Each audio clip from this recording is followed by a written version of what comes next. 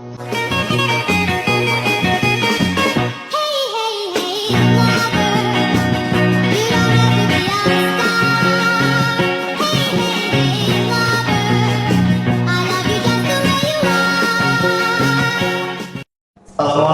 warahmatullahi wabarakatuh.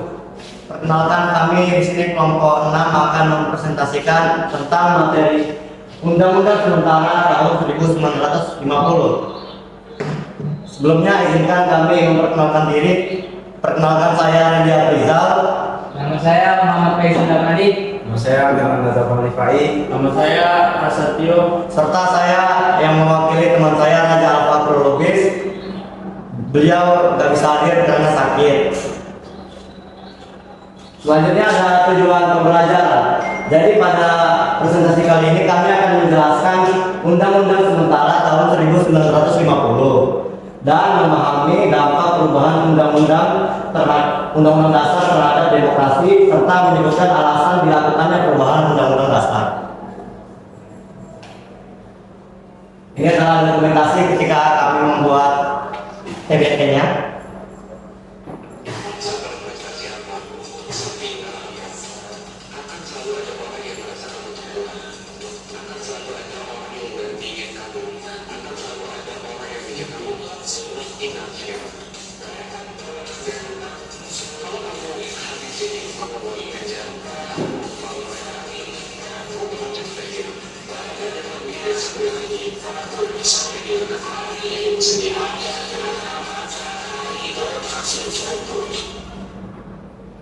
Jadi yang dapat kita ambil dari video motivasi tersebut adalah kita tidak perlu berusaha meniru seperti orang lain. Kita hanya harus menjadi diri kita sendiri.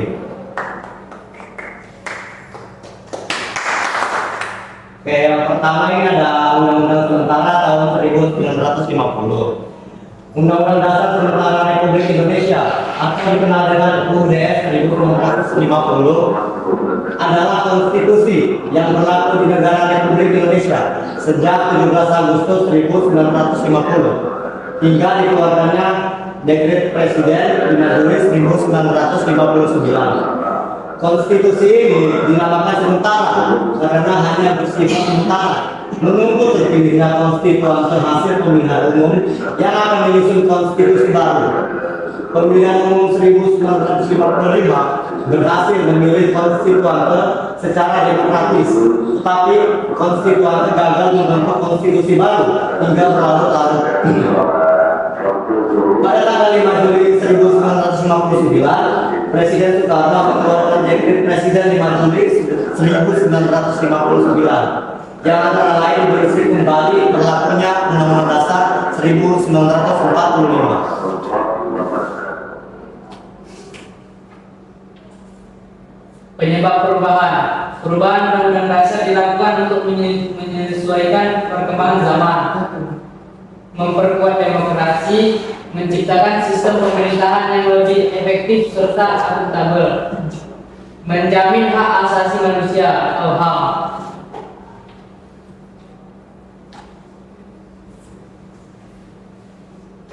Undang-Undang Dasar 1950 dirancang hanya sebagai solusi transisi sampai konstituante terpilih menyusun konstitusi permanen. Disusun berdasarkan Undang-Undang Nomor 7 Tahun 1950, disahkan dari DPR RI 14 Agustus 1950. Menunggu hasil pemilihan dan membentuk Dewan Konstituante yang gagal menyusun konstitusi baru. Akhirnya Undang-Undang Dasar sementara digantikan kembali oleh Undang-Undang Dasar 1945 melalui Dekret Presiden 5 Juli 1959. Sistem pemerintahan dalam Undang-Undang Dasar sementara 1950 menganut sistem parlementer, kekuasaan eksekutif di tangan Perdana Menteri dan Kabinet. Presiden hanya sebagai kepala negara tanpa kekuasaan politik yang besar. DPR memiliki peran kuat dalam pengawasan dan pengambilan keputusan, menjamin hak asasi manusia, kebebasan beragama, dan persatuan nasional.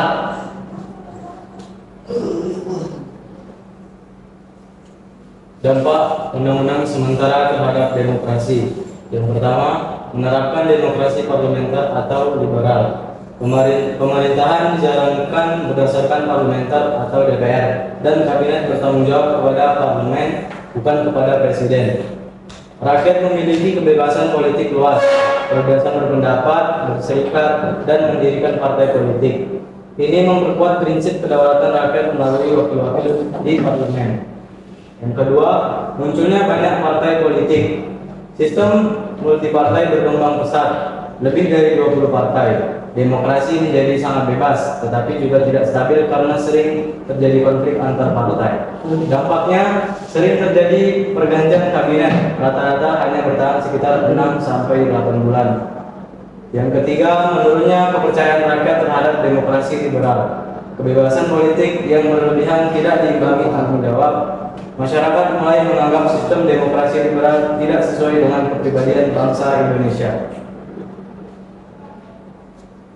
Isi pokok Undang-Undang Dasar Negara berbentuk Republik Kesatuan Indonesia, kedaulatan di tangan rakyat, dilaksanakan oleh pemerintah dan DPR. Bahasa resmi bahasa Indonesia, bendera sang merah putih, lagu kebangsaan Indonesia Raya, menegaskan prinsip demokrasi, keadilan sosial dan perlindungan hak warga negara.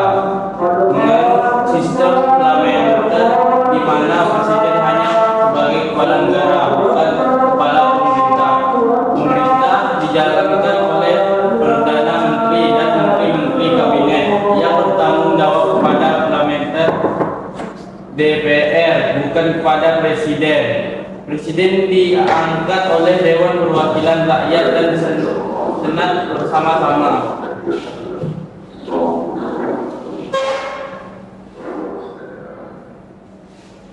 Selanjutnya ada alasan dilakukannya Undang-Undang Dasar sementara, yaitu sebagai pengganti Konstitusi Republik Indonesia Serikat tahun 1949. Setelah Indonesia terbentuk sebagai Republik Indonesia Serikat atau RIS tahun 1949, banyak rakyat dan daerah tidak puas dengan bentuk negara federal karena dianggap memecah belah bangsa. Maka pada 17 Agustus tahun 1950, Republik Indonesia Serikat dibubarkan dan Indonesia kembali ke bentuk Negara Kesatuan Republik Indonesia atau NKRI. Untuk menggantikan konstitusi RIS, dibentuklah Undang-Undang Dasar Sementara atau UUDS tahun 1950.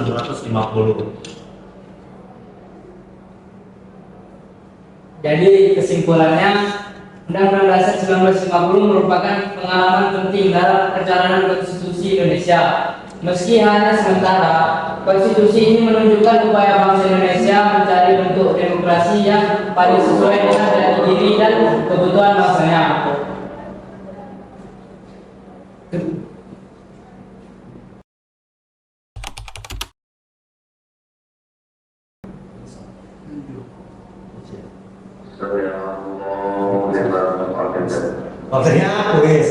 Waktunya kuis.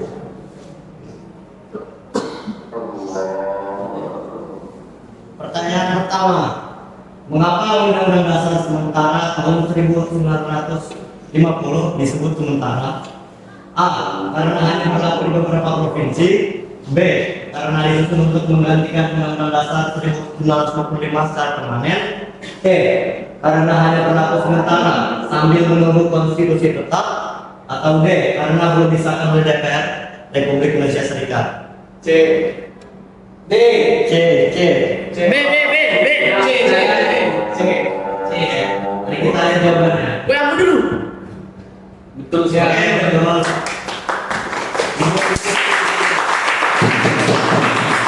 Selanjutnya, apa kepanjangan dari Undang-Undang Dasar Sementara 1950? Ya, panjangannya adalah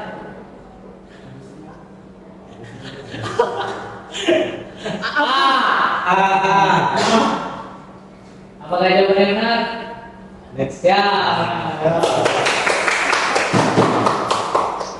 Pertanyaan ketiga, UUD 1950 dibuat untuk menggantikan konstitusi negara. A. UUD 1945, B. Konstitusi RIS, C. UUD 1959, D. Piagam Jakarta. B. Aku. Saya B. Habib. Woi, aku. Awal. Apa B? B. Ya. B. Jawabannya? Jawabannya Ya.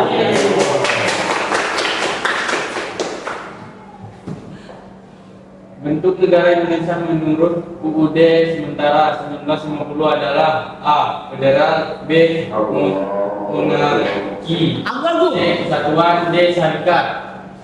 C, Panel. Serikat. D berarti. C, Ya. Nggak nampak C ya. Selanjutnya pertanyaan nomor 5. Sistem pemerintahan yang digunakan dalam UUD tahun 1950 adalah A. Presidensial, B. Parlementer, C. Liberal, D. Monarki. B. Sial. Parlementer. B. Apakah? B. Ya. betul. Yes. Yang keenam, dalam sistem pemerintahan UUD 1950 kepala negara dijabat oleh Aku. A. Perdana Menteri, Tuh, coba. B. Ketua DPR, C. Presiden, D. Menteri Dalam Negeri. Saya. Ya. Saya A. C. Ya. C. Apa? C. D. Apa? Tuh. Kali. Pertanyaan nomor 7. Salah satu isi pokok UUD 1950 adalah A. Menetapkan Indonesia sebagai negara federal, Apa? B. Menghapus jabatan presiden, C. Menegaskan perlindungan dan keadilan sosial bagi warga negara, D. Menetapkan presiden sebagai kepala pemerintahan. B. D. D. Next. D. D. Next.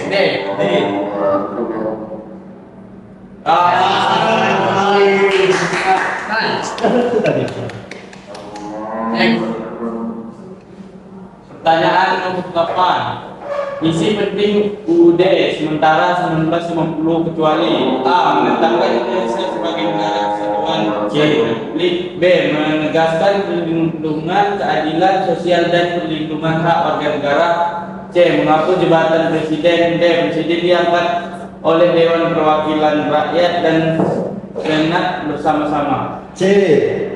C. C. Yang next jawabannya. Ya.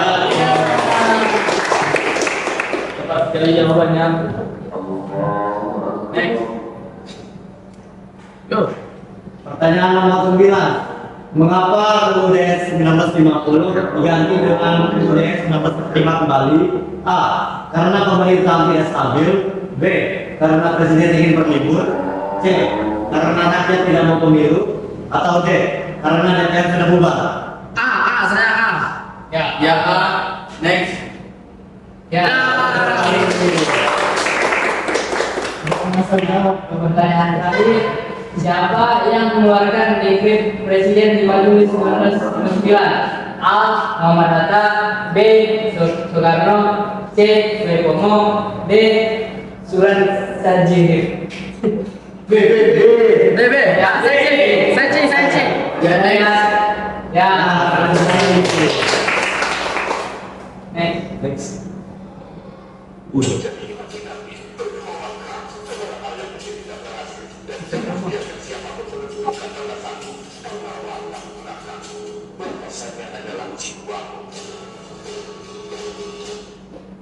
Jadi yang bisa kita ambil dari video motivasi kedua adalah Jangan pantang menyerah. lampaui batasanmu, jangan berhenti. Selanjutnya ada motivasi hari ini. Terkadang kamu merasa tertinggal, teman-temanmu sudah sampai di garis finish. Sementara kamu masih sibuk berjuang, tapi bukankah setiap orang punya jalan masing-masing? Jangan terburu-buru, nikmati napasmu, nikmati langkahmu. Karena semua yang hebat pernah dimulai dari perjuangan yang pelan.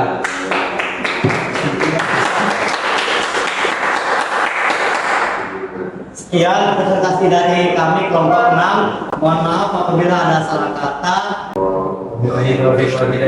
Wassalamualaikum warahmatullahi wabarakatuh. Wabarakatuh. Hey, hey, hey.